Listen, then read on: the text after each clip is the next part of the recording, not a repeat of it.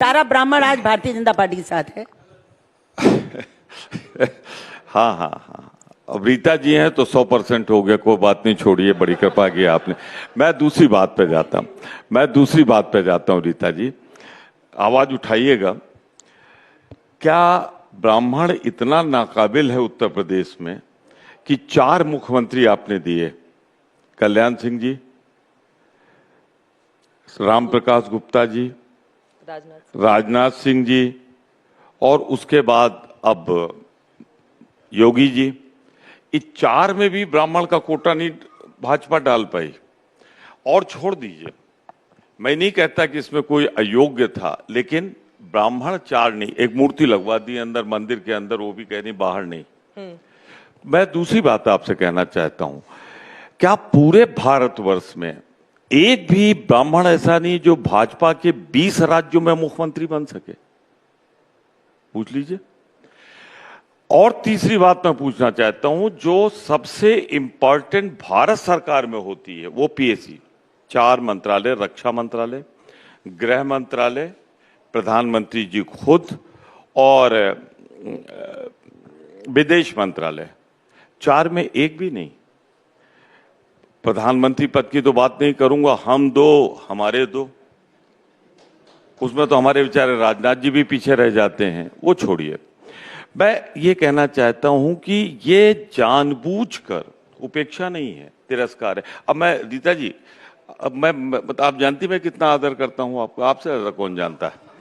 नहीं, मैं डाउट है कुछ? अब देखिए, हमारा आपका जो रिलेशनशिप है वो अलग तरीके का है। अच्छा ठीक, पॉलिटिकल रिलेशनशिप सब जानते हैं। वो बिल्कुल ठीक। वो अब हम और रीता जी दोनों थी, ये प्रदेश अध्यक्ष थी। हाँ। मैं सीएलपी लीडर था कांग्रेस में, दोनों ब्राह्मण थे। हाँ। और तो उसमें भी जंग थी कि बड़ा वाला नेता कौन है। हाँ ठीक है, जंग तो रहेगी, राजनीति में है तो कौन बड़ा है कौन छोटा है ही चलेगा, उससे कोई मतलब नहीं। पर हम दोनों ब्राह्मण थे। अब दिक्कत ये है कि दोनों, न प्रदेश अध्यक्ष इनका ब्राह्मण है, मुख्यमंत्री जी भी नहीं, आने वाला चेहरा भी। बीजेपी कितनी कमियां दिखाई दे रही हैं? आप ही कहिए ना कि मुख्यमंत्री ब्राह्मण बनेगा अगर कांग्रेस पार्टी की सरकार आ गई तो। एक मैं बात कह दूं, उसके बाद फिर जो चाहे बात करें ये लोग।